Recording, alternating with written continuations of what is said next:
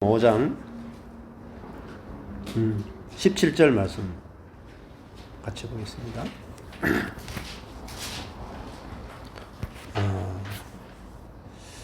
지난번에 이제 너희는 세상의 소금이고 빛이다 이렇게 말씀을 드렸습니다. 세상은 끊임없이 부패하죠. 세상은 부패한다는 것은 이제 끊임없이 높아지려고 하고 또 하나님 되려고 하고 자기 자원으로 살려고 하는 그게 이제 부패라고 볼 수 있어요. 근데 소금은 그 부패를 이기는 거죠. 그러니까 우리가 부패를 이기는 소금이 됐다. 이게 복음이죠.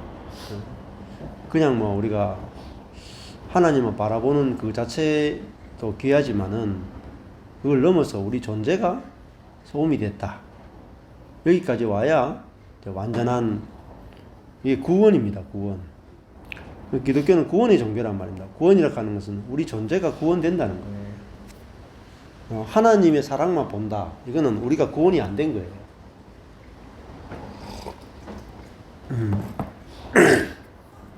그냥 하나님과 사람이 연결된 것은 맞지만 구원된 상태는 아니라는 거예요. 구원이라고 하는 것은 인간이 어떤 상태에 있는데 인간이 어떤 상태에서 건진받는 게 구원이거든요. 근데 인간이 어떤 상태에서 건진받지 못하면 그거는 구원이 아니죠. 예. 자, 그래서 너희는 세상의 소금이다. 다음 두 번째, 너희는 세상의 빛이다. 우리 보고 어둠이라 그러지 않잖아요. 그렇죠? 우리 보고 어둠이라 그러지 않고 우리 보고 빛이다 이렇게 하겠단 말입니다. 그래서 물어보면 되겠죠. 당신은 빛입니까 어둠인가? 물어보면 어둠이다 하면 아직 이 예수님 말씀하신 빛이다까지 못 왔단 말입니다. 우리가 어둠이었더니 이제는 빛입니다. 이래야지 답이 되는 거죠. 근데 아직까지도 어둠입니다. 내가 예수 믿고 있는데 아직까지도 어둠입니다. 이러면은 아직까지 예수님의 말씀까지는 못 왔단 말입니다. 자, 17절에 보면은 내가 율법이나 선지자나 폐하러 온 줄로 생각지 말라. 폐하다는 말은 카틸레오예요. 파괴하다. 파괴하러 온 걸로 생각하지 말라. 나는 율법이나 선지자를 파괴하러 온 것이 아니고 완전케 하러 왔다. 이렇게 말씀하시죠. 자, 이 말씀을 이제 읽으면서 사람들이 이제 굉장한 오해를 많이 해요. 아마 신약에서 가장 오해되는 말씀 중에 하나가 아닌가 그런 생각이 들어요. 완전케 하다가 플레로 하는 말인데요. 플레로는 완성하다, 충만하다 라는 뜻입니다. 율법을 완성하러 왔다. 또 율법을 충만하게 하러 왔다. 이런 뜻이죠. 근데 율법을 파괴하러 온 게 아니고 완성하고 충만하게 한다. 그 율법의 완성이 뭐겠습니까? 하나님 사랑, 이웃 사랑이다. 예수님은 근데 이제 파괴하러 온 것이 아니다. 이렇게 말하니까 신약 시대도 율법은 꼭 필요하다. 이렇게 해서 율법 밑에 이제 살도록 이 적용하게 만드는 구절 중에 하나가 이제 가장 강력한 구절이 로마서 5장 17절 말씀입니다. 근데 갈라디아서 3장 거기에 보면 인용 구절이 있어요. 이 성경에 보면은 갈라디아서 3장 24절이 있죠.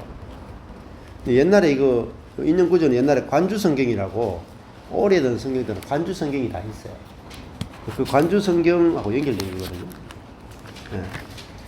근데 관주 성경은 이제 성경과 성경을 연결시킨다 이런 뜻이에요. 성경과 성경을. 성경이 성경을 푼다 이런 뜻이죠. 갈라디아서 3장 24절 보시면은 3장 24 4절. 이거는 소금기를 이렇게 먹고 응. 안 먹고. 이같이 율법이 우리를 와. 이같이 율법이 우리를 그리스도에게로 인도하는 몽학 선생이 되어 이렇게 되어 있습니다. 그거까지 먹어요? 우리는 없으세요. 그렇게 요래만 돌게 할게. 저희는 그렇습니다. 갈라디아서 3장 23절 보시면 믿음이 오기 전에 우리가 율법 아래 매인바되고 계시될 믿음의 때까지 갇혔느니라. 그러니까 우리가 어디에 갇혀 있냐면은 율법에게 갇혀 있는 거죠. 믿음이 오기 전에, 그러니까 믿음과 율법은 다르다는 걸 알 수가 있어요. 믿음이 오기 전에 우리가 율법 아래 매인바되어서 계시될 믿음의 때까지 갇혔다. 그러면 예수 그리스도가 온 때는 믿음의 때잖아요. 믿음의 때. 그러면은 예수님 오시기 전에는 율법의 때란 말입니다. 그러니까 율법 아래 매인바되었지만은 이제 믿음의 때까지 율법 아래 갇혀 있다가 24절 이같이 율법이 우리를 그리스도에게로 인도하는 몽학 선생이 되었다. 이렇게 돼요. 이는 파이다고고스예요. 파이다고고스 몽학 선생님. 종 중에 가장 뛰어난 종이죠. 그러니까 종이란 말은 율법의 종로를 한다는 뜻입니다. 근데 율법은 그리스도에게로 인도하는 몽학 선생이에요. 그러니까 몽학 선생은 중요한 건요, 유통기한이 있다는 겁니다. 언제까지냐면은 아들이 되기 전까지만 율법은 선생 노릇할 수가 있어요. 근데 아들이 되고 나면은 몽학 선생은 아들 밑에 있습니다. 아들 위에 있지 않고 아들 밑에 있어요. 그래서 우리로 하여금 믿음으로 말미암아 의롭다함을 얻게 하려 합니다. 그러니까 율법은 율법으로는 안 되는구나. 이제 믿음으로 의롭다함을 얻어야 된다라는 걸 가르치기 위해서 존재하는 게 율법이었다고. 자, 25절에 믿음이 온 후로는, 그러니까 구약 때는 믿음이 없었다는 거잖아요. 그러니까 뭐 하나님을 믿는 믿음이 없었다 이런 뜻이 아니라 이 믿음이라 하는 결국은 은혜를 상징하는 은혜. 은혜가 온 후로는 우리가 몽학 선생 아래에 있지 않다. 율법 아래에 있지 않다 하죠. 그렇잖아요. 율법이 있는데 율법이 없어진 게 아니에요. 율법이 있는데 율법 위에 있단 말이에요. 우리가. 이게 중요한 거예요. 율법 위에 있다. 그러니까 율법 아래에 있으면 율법을 지켜야 되고 안 지키면 정죄감을 받아야 되는데 율법 위에 있기 때문에 아들이 됐기 때문에 율법 위에 있단 말입니다.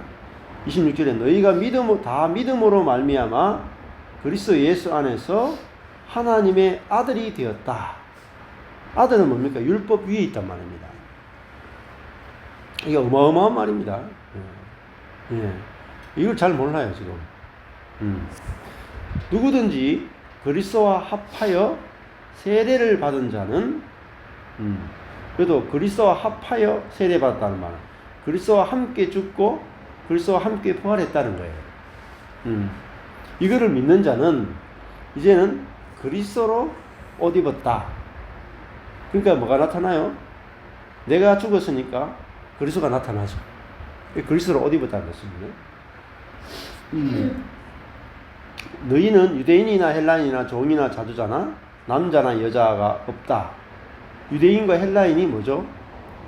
없다라는 게 뭐겠어요? 유대인은 율법이 있고 헬라는 율법이 없죠.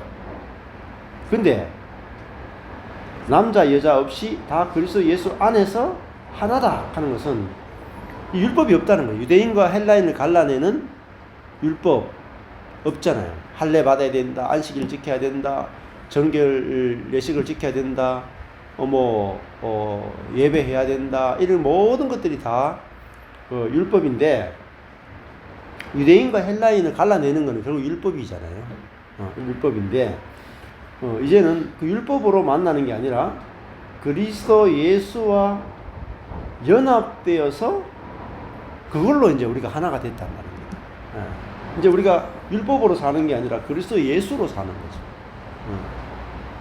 그 생명 안에서 하나가 됐단 말이에요. 너희가 그리스도께 속한 자라면 아브라함의 자손이고 약속대로 유업을 이을 자니라. 유업이 뭐겠어요? 성령입니다. 성령. 성령을 받아서 성령으로 사는 자라는 겁니다.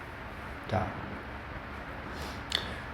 그래서 갈라디아서 4장도 넘어가 보면 내가 또 말하노니 유업을 이을 자가 모든 것의 주인이나, 자 이제 유업을 이을 자니까 우리가 뭐죠? 모든 것의 주인, 이게 하나님의 아들이 됐다는 말이죠.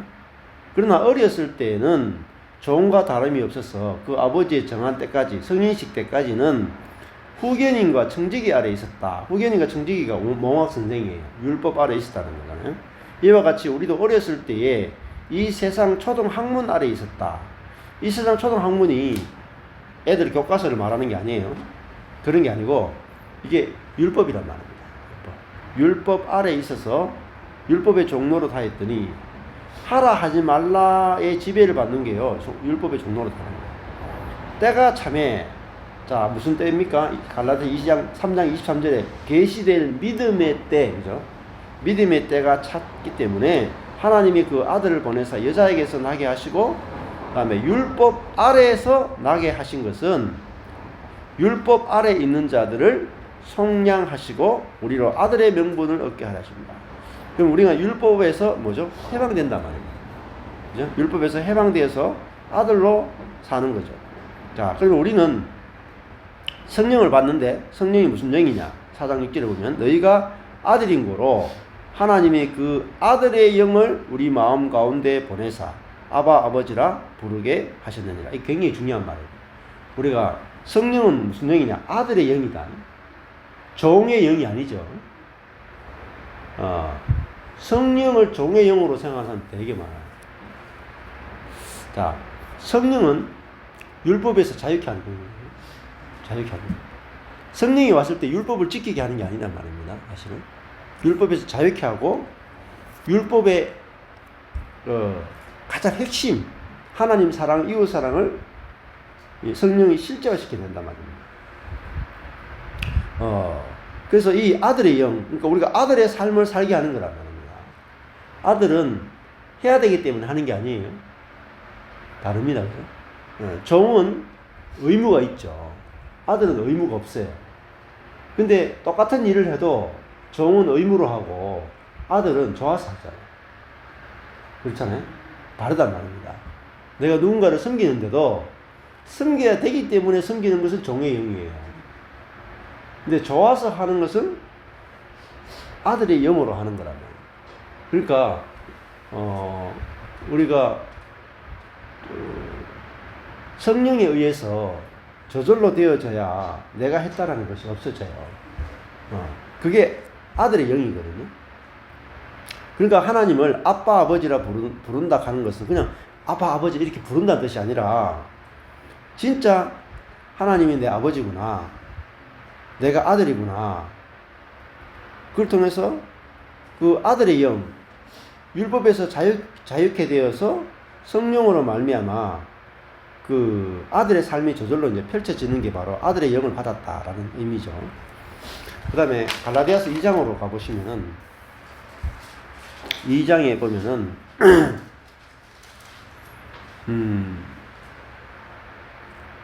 2장 16절에 보면은 사람이 의롭게 되는 것은 율법의 행위에서 난 것이 아니요 오직 예수 그리스도를 믿음으로 말미암는 줄 아는 거로 우리도 그리스도 예수를 믿는다. 자, 이 의롭게 된다는 것은 하나님과 올바른 관계를 맺는다는 거예요. 하나님과 올바른 관계를 맺는 것은 율법을 지킴으로 하나님과 올바른 관계를 맺는 게 아니라는 거예요. 이게 굉장히 중요한 거예요. 우리가 일상을 살면서 내가 율법에 맞게 올바르게 탁 행동을 해야 하나님과 올바른 관계를 맺는 게 아니라 하나님과 올바른 관계는 믿음으로 하나님과 올바른 관계를 맺는 것입니다. 그 하나님의 은혜를 알므로, 의지함으로 우리가 하나님과 올바른 관계를 맺지 율법의 행위로 하나님과 올바른 관계를 절대 못 맺는다는 거예요. 이걸 이제 그래서 이는 우리가 율법의 행위에서가 아니고 그리스도를 믿음으로써 의롭다 함, 하나님과 올바른 관계를 갖게 됐다. 얻는 거죠. 하나님과 올바른 관계를 얻게 되고 하나님의 모든 것을 공급받는 거죠.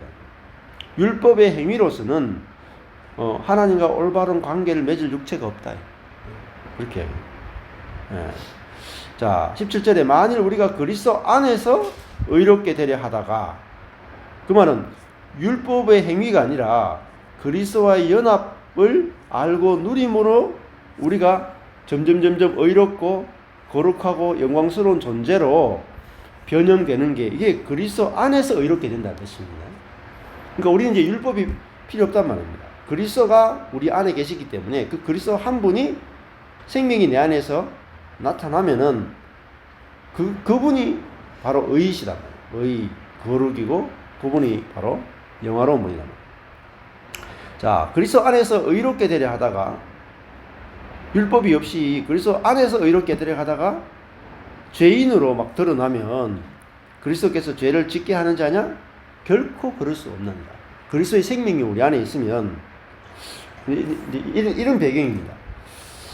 율법이 없이 우리 안에 예수 생명으로만 살면 정말 의로워질까요?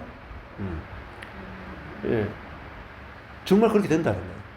근데 율법으로 우리가 의롭게 되는 게 아니다는 거예요. 예. 그리스도가 우리 안에 계시면은 그리스도는 율법이 없어도 그리스도의 생명 자체가 죄를 이기는 생명이잖아요. 그죠? 예. 그러니까 율법이 없어도 상관없어요. 왜? 그리스도의 생명 자체가 율법을 주신 하나님의 생명이단 말입니다. 하나님의 생명이 있으면 율법을 주신 하나님이 있으니까 그 율법을 그분의 생명이 율법을 완성시키지 죄짓게 할 수가 없단 말입니다. 왜? 그분이 율법을 주신 하나님이 거룩하신 하나님의 영이기 때문에 율법이 없다고 해서 우리가 죄로 빠지는 것이 아니다라는 겁니다. 만일 내가 헐었던 것을 다시 세우면 내가 나를 범법한 자로 만드는 것이 헐었던 것이 뭐냐면 율법이죠. 율법을 다시 세우면 내가 나를 범법한 자로 만드는 것이다. 19절에 보면 내가 율법으로 말미암아 율법을 향하여 아포도네스코 죽었단 말입니다. 율법을 향하여 죽었다는 말은 내가 율법을 지킬 수 없다. 율법으로 말미암아 죽었다는 말은 야, 내가 율법은 절대로 지킬 수 없구나. 그러니까 나는 율법을 더 이상 안 보는 거죠. 예. 그래서 율법을 지키려고 하지도 않는 겁니다. 왜? 못 지키니까. 그래서 이제 율법과 관계가 끊어졌다 이 말입니다. 율법을 향하여 죽었다라는 말은. 근데 율법과 사는 게 아니고 뭐가 사냐면 하나님을 향하여 산다. 우리는 율법과 살면 안 되고 하나님과 살아야 돼. 여기 굉장히 이해하기 어려워요. 우리는 율법과 사는 것이 하나님과 사는 거라고 생각한단 말이에요. 예를 들면 간음하지 말라 하면 간음하지 않고 사는 것이 하나님과 산다고 생각하는 거예요. 근데 간음하지 않고 살려고 해보면은 겉으로는 간음 안 하는데 속으로 마음으로는 간음한단 말입니다. 그러니까 하나님과 사는 게 불가능해요. 율법을 가지고 하나님과 사는 게 불가능해요. 그래서 나는 하나님과 나 사이에 율법이 있으면 오히려 하나님과 안 사라지는 거예요. 반대로 안 사라져. 그러니까 율법에 대해 죽어야 되는 거야. 나는 율법 가지고는 지킬 수도 없고 하나님과 연합될 수 없고 나는 하나님 향하여 살려면 율법에 대해 죽어야 돼.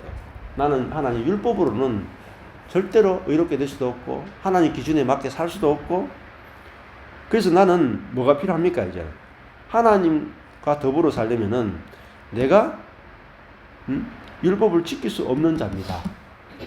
그게 돼야 된단 말이에요. 그래서 그리스도와 함께 죽고 그리스도와 함께 살아서 성령으로 살아야 하나님과 하나가 되는 거지. 그러니까 율법과 사는 게 아니라 이제 성령으로 사는 거. 이게 그리스도의 삶이다. 그래서 2장 20절에 가니까 내가 그리스도와 함께 십자가에 못 박혔다. 여기서 나는 뭡니까? 율법을 지키고 율법을 통해서 하나님과 의로운 관계를 맺으려고 노력했던 나란 말이에요. 근데 그 내가 그리스도와 함께 죽었죠. 그런데 이제는 내가 사는 것이 아니라 내 안에 그리스도가 살고 있다. 이렇게 이제 고백하는 거죠. 이게 그리스도인의 삶입니다. 근데 그리스도인이 어떻게 사는가 하면 다 내가 사는 걸로 생각한다. 내가 사는 거. 내가 살면은 율법이 있어야 돼요. 근데 내 안에 그리스도가 살면은 율법 필요 없잖아요. 율법을 완성시킨 분의 영이 우리 안에 살면은 율법이 필요 없죠. 그분의 생명으로 이제 살게 된다. 이게 갈라디아서예요.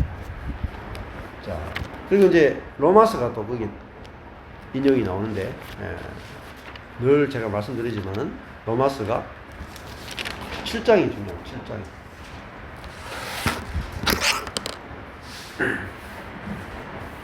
로마서 7장에 보면은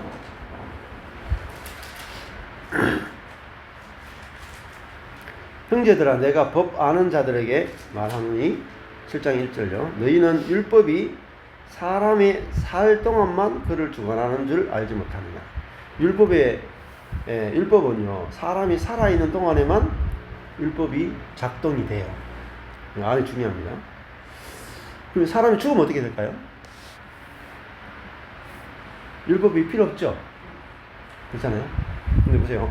내가 그리스도와 함께 죽었습니까? 안 죽었습니까? 죽었습니다. 죽었으니까 율법이 필요 없는 거예요. 남편이 있는 여인이 그 남편 생전에는 법으로 그에게 매인받으나, 자, 이 여인은 그 사람을 말하고 남편은 율법을 상징하거든요. 만일 그 남편 율법이 죽으면 남편의 법이죠. 남편 법 율법이죠. 남편이 죽어버리면 율법이 죽으면 여자가 율법에서 벗어나잖아요. 그러므로 만일 그 남편 율법이 살아있을 때에는 다른 남자, 이게 누구냐면 빨간색이죠? 여기 이 성경은 빨간색이야. 다른 남자가 누구냐면 그리스도예요. 그러니까 여기서 율법은 첫 번째 남편, 그리스도는 두 번째 남편이다. 그러면 율법하고 그리스도는 같이 동거가 불가능하다고요. 여자가 두 남자하고 같이 살면은 간음이 되죠. 그죠? 예. 그러니까 한 남자하고만 살아야 돼.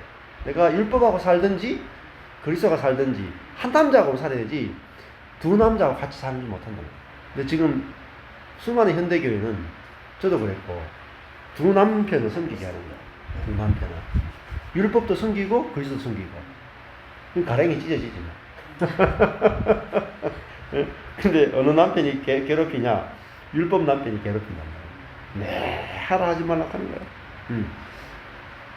그 남편 생전에 다른 남자 그리스도에게 가면 음부라 이르되 남편이 죽으면 그 법에서 자유케 된다. 그런데 이놈의 율법이라 남편은 안 죽네. 안 죽어요. 그래서 다른 남자한테 갈지라도 남편이 죽으면 음부가 되지 않는데 문제는 안 죽어. 그래서요 율법이 안 죽기 때문에 하나님은 어떻게 하냐면 율법을 죽이는 게 아니라 여자를 죽여버려요. 사람을 죽인다. 7장 4절에 그러므로 내 형제들아 너희도 그리스도의 몸으로 말미암아 율법에 대하여 죽임을 당하였으니, 첫 번째 남편이 안 죽어. 너무 건강해가지고 안 죽어. 근데 여자가 이제 첫 번째 남편에게 벗어나려면은 여자가 죽으면 돼. 그래서 내가 그리스도의 몸으로 말미암아 그리스도와 연합되어서 첫 번째 남편인 율법에 대해서 죽어버렸어. 그러니까 결혼 관계가 끝났죠. 여자가 죽으니까 첫 번째 남편과 결혼 관계가 끝났으니까 이제 죽으면 이혼이야. 당연히 이혼. 이는 다른 이가 그리스도죠. 다른 이 곧 죽은 자 가운데 살아나시니, 맞잖아요. 부활하신 그리스도에게 가서 두 번째 남편에게 가서 두 번째 남편에 가면 어떻게 돼요? 두 번째 남편이 내게 생명을 넣어주잖아요. 그러면 우리가 여잔데 우리로 하나님을 위하여서 뭘 맺습니까?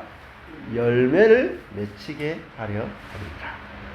그러니까 율법 남편하고 살면은 왜 우리 속에서 뭐가 나오겠어요? 율법의 열매가 맺히는 거예요. 남들 보고 맨날 하라 하지 말라고 자기는 안 하면서 맨날 하라 하지 말라 하는 거야. 근데 그리스도하고 사니까 그리스도는 내보고 하라 하지 말라가 없거든요. 내가 다 했다, 다 이루었다 하는 남편이 하고 딱 사니까 내 속에 그리스도의 생명이 들어와서 그리스도의 생명이 열매를 맺는 거예요. 이게 성령의 열매예요. 그러니까 왜 내가 성령의 열매가 안 맺히느냐? 율법하고 살기 때문에 그래요. 율법하고 살면은 여자는 어느 남편하고 사느냐에 따라서 어느 남편의 자식을 낳게 되잖아요. 그게 여자의 운명이라. 그러니까 율법하고 사니까 율법 자식만 얻는 거죠. 근데 그리스도와 살면은 그리스도 자식을 낳는단 말입니다. 이게 어려운 게 하나도 없어요. 어려운 게. 그게 밭의 운명이다. 밭의. 주는 대로 열매를 맺는 거. 어려운 게 하나도 없어요. 성령의 열매 맺는 거 어려운 게 하나도 없습니다. 하나도 없어요. 성령과 살면 성령의 열매를 맺어요. 너무너무 쉬운 거예요. 사실. 어려운 게 하나도 없다. 5절에 보면 우리가 육신에 있을 때는 자 율법하고 살았죠. 그죠? 율법 남편하고 사니까 율법 남편으로 말미암는 죄의 정욕이 우리 지체 중에 역사하여 율법이 우리에게죠. 죄의 정욕이라는 것을 막 심는단 말이에요. 죄의 정욕의 그 생명을 막 타락한 생명을 심으니까 우리 지체에게 그 정욕이 막 뿌려져 가지고 역사해 가지고 이게 에네르게오예요.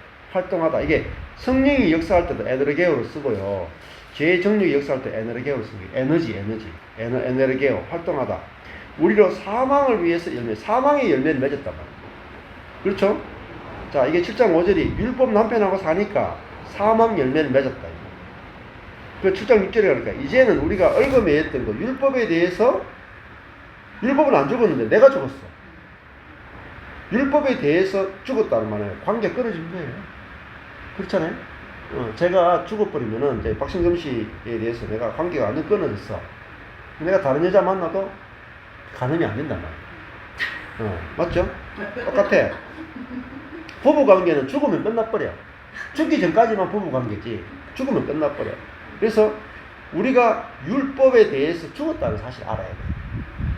율법에 대해서 죽었어요. 그래서 율법에서 뭐라 했어요? 하타르게요. 벗어났다. 이제는 우리가 율법하고 살면 안 돼, 절대로. 우리는 그리스도와 살아야 돼. 이러므로 우리가 이제는 영의 새로운 것으로 섬겨야 된다. 그래, 다른 말로 하면 뭐죠? 영으로 섬겨야 됩니다. 하나님을 섬기는데 뭐로 섬기냐? 영으로 섬기는 거예요. 이 영으로 섬기는 건 뭐죠? 새로운 것이라고. 그러니까 요한복음에서 이제 예배할 때가 왔나니 영과 진리로 예배하라.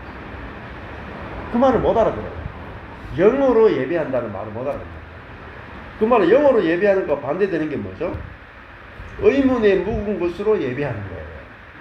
의문에 묵은 것이 뭡니까? 율법이란 말이에요. 율법 뭡니까? 자, 주일날 예배가 있으니까 여러분 주일 예배 꼭 참석해야 됩니다. 그래서 예배하는 것은 의문에 묵은 것이에요. 해야 됩니다를 한단 말이에요. 근데 영의 새로운 것을 하는 거냐면 성령이 예배하게 만드니까 성령에 끌려와서 너무너무 기쁘게 하나님을 즐거워하고 누리는 게 이게 영의 새로운 것으로 예배하는 거예요. 그러면은 이거는 매번 기쁘게 예배할 수가 있겠죠. 그렇잖아요. 영어로 예배하니까. 근데 해야 돼서 하면 이건 진짜 이거 우리 자아는 막 해외여행 뚫렸다는데 해외여행 가고 싶은데 이놈은 주일 예배 때문에 주일을 못 재네. 이거 답답하단 말이야. 앉아있는데 마음은 해외여행이란 말이야. 그러니까 답답한 거야. 근데 영의 새로운 것으로 섬기면 아이고 우리 해외여행 가도 우리가 하나님 주신 것으로 누리는 게 예배지 하고 거기서 막 누린단 말입니다. 하나님 이 해외여행도 하나님이 우리에게 주신 것이구나. 하나님이 주신 것을 알고 감격하고 감사하고 그게 예배예요. 예배. 성령으로. 근데 뭐 해외여행을 내가 이제 예배를 안 드려도 돼. 우리가 이제 율법의 자유에서 해외여행 막 가자 해가지고 그냥 육으로 해외여행 막 하는 그것도 사실은 육이에요. 육. 성령으로 하는 것은 내가 예배 시간에 예배에 참석하거나 내가 해외여행 가거나 둘 다 내가 하나님의 은혜로 하나님이 주셔서 예배하게 하시고 하나님 주셔서 해외여행 하게 하시는구나. 그거 이제 성령 안에서 내가 예배하느냐, 성령 안에서 해외 여행하느냐 이 문제지. 이거 하느냐 저거 하느냐 문제가 아니라. 그래서 이제는 모든 것이 성령으로 하느냐, 묵은 것 육으로 하느냐 이거죠. 자, 이 아까 전에 7장 5절에 우리가 육신에 있을 때에는 사르크스 육신 육으로 있을 때는 이 사르크스하고 7장 6절에 프뉴마 영으로 사는 건 다르다. 사르크스는 내 생각, 감정, 의지가 몸의 죄성에 지배받는 상태예요. 그게 사르크스. 그 사르크스 상태로 예배해봤자 육신의 예배예요. 주일 예배 참석해봐도 소용없어요. 예배 참석하느냐 해외여행 가느냐가 중요한 게 아니라 영어로 하느냐 육으로 하느냐예요. 사실 해외여행도 영어로 하면 예배가 되고 예배도 육으로 하면 그건 해외여행보다 못한 거야. 중요한 것은 사르크스로 하느냐 푸뉴마로 하느냐 이 문제예요. 그 푸뉴마로 하면 아무 문제가 없어요. 그렇게 이거를 이제 아는 게 중요해요. 그래서 이제 우리는 영의 새로운 것으로 하나님을 섬기는 시대가 됐다. 의문에 묵은 것으로 하나님을 섬기는 시대를 지나갔다 이 말입니다. 해야 되기 때문에 하는 시대가 지나갔다. 그래야지 우리가 자유하지 않겠습니까? 그래서 율법은 그 다음에 7장 7절에 그런 우리가 무슨 말 하리요? 율법이 죄냐? 그럴 수 없느니라. 율법 자체가 나쁜 게 아니단 말입니다. 우리 육신이 율법을 못 지키니까 율법이 문제가 된 거죠. 그럴 수 없느니라. 율법으로 말미암자거는 내가 죄를 알지 못하였으니 곧 율법이 탐내지 말라 하지 아니하였다면 내가 탐심을 알지 못하였으리라. 이렇게 나가죠. 그 율법은 죄를 깨닫게 하는 용도지 죄를 이기는 용도는 아니란 말이에요. 이게 중요해요. 자, 율법은 죄를 깨닫게만 하지 죄를 이긴 능력은 주지 못해. 근데 그리스도는 죄를 이기는 능력을 준단 말입니다. 8절에 그러나 죄가 기회를 타서 자, 죄는 뭐로 탐심을 하느냐? 계명으로 말미암아 내 속에서 가장 탐심. 율법이요 탐심을 가지지 말라 하는데요 오히려 탐심을 만들어낸다니까 율법이. 이는 법이 없으면 죄가 죽은 것입니다. 이렇게 되어 있어요. 자, 그래서 이 계명 가지고는 살 수가 없단 말이에요. 10절에 보면은 생명에 이르게 할 그 계명이 내게 대하여 도리어 사망에 이르게 하는 것이 되었다. 이렇게 이게 율법 가지고는 율법으로 사는 게 아니라 우리는 이제 영으로 산다. 이게 이제 중요하죠. 로마서 8장 가면은 이제는 육을 돕는 자는 육신의 일을, 영을 돕는 자는 영의 일을 생각한다. 육신의 생각은 사망이고 영의 생각은 생명과 평안이다. 이렇게 8장까지 넘어가는 거예요. 그 다음에 히브리서 7장으로 한번 가보시죠. 히브리서 7장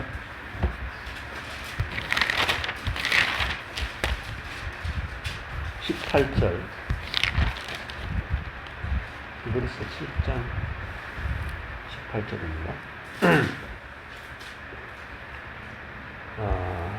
전에 계명이 연약하며 무익함으로 패하고 율법은 아무것도 온전케 못할지라 이에 더 좋은 소망이 생기니 이것으로 우리가 하나님께 가까이 가느니라.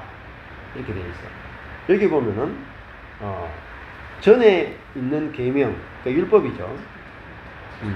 히브리서 7장 18절. 7장. 네, 히브리서 7장 18절입니다. 전에 있었던 계명이 연약하다. 이거는 그 율법을 말하죠. 율법은 연약한 거예요. 힘이 없어요. 또 무익해.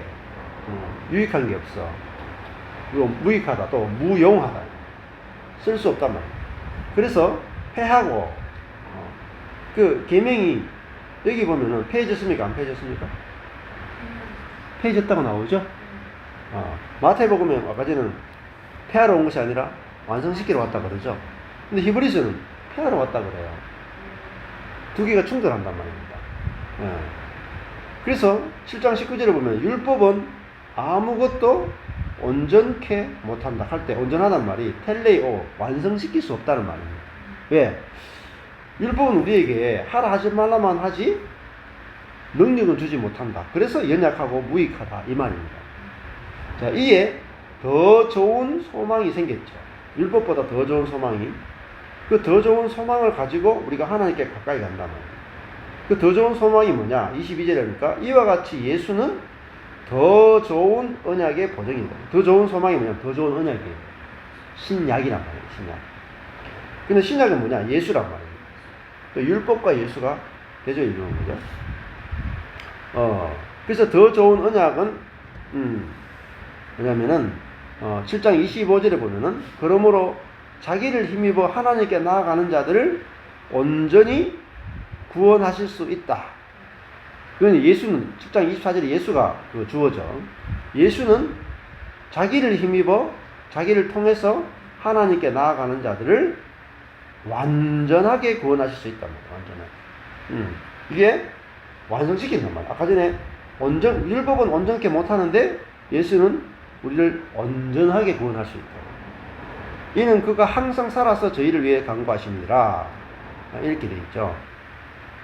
7장 28절에 보시면은 율법은 약점을 가진 사람들을 제사장으로 세웠거니와 율법 후에 하신 맹세의 말씀. 여기 보면은 율법은 제사장으로 통해서 하나님께 나아가게 만드는 것이고 율법 후에 하신 맹세의 말씀.